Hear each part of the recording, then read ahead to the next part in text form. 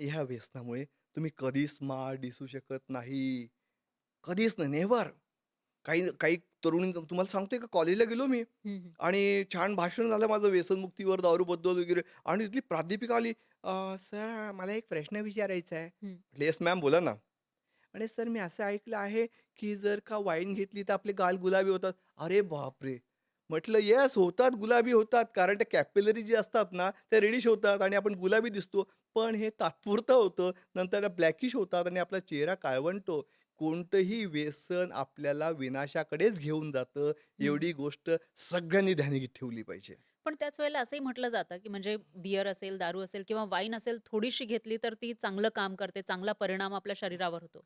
त्याच्यात किती तथ्य आहे? आहा! मस्त. हं, माझ्याकडे तर खूप लोक येतात, की कोणाला स्टोन झालं असतो. हं. "सर आम्हाला ना डॉक्टरांनीच सांगितलं होतं." आणि त्याला विचारतो मी, "कोणता डॉक्टर आहे बाबा?" ते नावं सांगत नाहीत. पण ते डॉक्टरची नावाने ते घालवतात. पण प्रामुख्याने तुम्हाला एवढं सांगेल, की दारू आणि कोणत्या पण त्यातले जे प्रकार आहेत, वाईन असेल, हे असेल, हे विष आहे. हे शरीराला अपायकारकच आहे. याने तुम्हाला अनेक आजारांची निर्मिती ह्या दारूमुळे आणि ह्या व्यसनांमुळे झालेली दिसून येते. जसं दारूमुळे तर होतातच, पण आता जी गुटखा आहे, तंबाखू आहे, याने तर अरे बापरे! कॅन्सरसारखे मोठा आजार निर्माण होतो आणि सगळ्यात महत्त्वाचं तुम्हाला सांगतो, एक माणूस म्हणजे करता कोण और भरता कोण? हं, हं. म्हणजे अनेक बायकांना तुम्ही बघितलं असेल सर्व्हायकल कॅन्सर असेल, ब्रेस्ट कॅन्सर दिसून येतो. ती म्हणते, "मी तर काही करतच नाही." तंबाखू खात नाही, काही करत नाही. अरे पण करतो कोण? घरातला कोणीतरी करतो. तो तंबाखू नवरा तंबाखू खातो आणि त्याचा परिणाम त्या बायकांना भोगावा लागतो. बाप दारू पिणारा असतो, बाप तंबाखू खाणारा असतो, गुटखा खाणारा असतो. त्याला मुलं होतात, ती बाई प्रेग्नंट असते, तिला मुलं होतात आणि तिची वजन कमी येतात.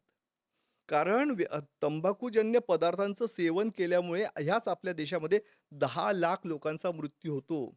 5,00,000 लोकांचा मृत्यू ह्या दारूमुळे होतो आणि दुर्दैवाने गोष्ट सांगतो, ह्याच आपल्या देशामध्ये 2,00,000 लोकं डिप्रेशन, नैराश्यामुळे आत्महत्या करतात. म्हणजे 17,00,000 लोकांचा मृत्यू ह्या आपल्या देशामध्ये होतो आणि तुम्ही एक गोष्ट ऐकली असेल, हे 2020-21 मध्ये कोरोना येऊन गेला. तर हं, ह्या 2 वर्षामध्ये घडलं काय? 5,00,000 लोकांचा मृत्यू झाला. हं. आणि या 5,00,000 लोकांचा मृत्यू झाल्यामुळे आपण काय-काय नाही केलं? मास्क लावला, हात धुतले, अंतर पाळलं, की जेणेकरून ही जी महामारी ही दूर झाली पाहिजे, ही बंद झाली पाहिजे. पण ह्याच आपल्या देशामध्ये 17,00,000 लोकांचा मृत्यू प्रत्येक वर्षी होतोय. आणि काय होतंय देशामध्ये कोण काय करतंय? दुर्दैवानं कोणी काही घेणं-देणं नाहीये. चाललंय. मरतायत मरू द्यात.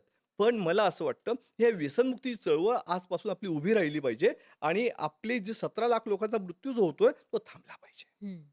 आणि हे खरंय. आपण प्रत्येकाने जर ठरवलं 100% होऊ शकतं.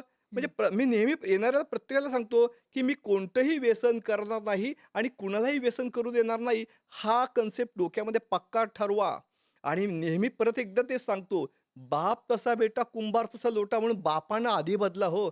आपली येणारी जी पिढी ना फार सुंदर आणि मस्त होणार आहे.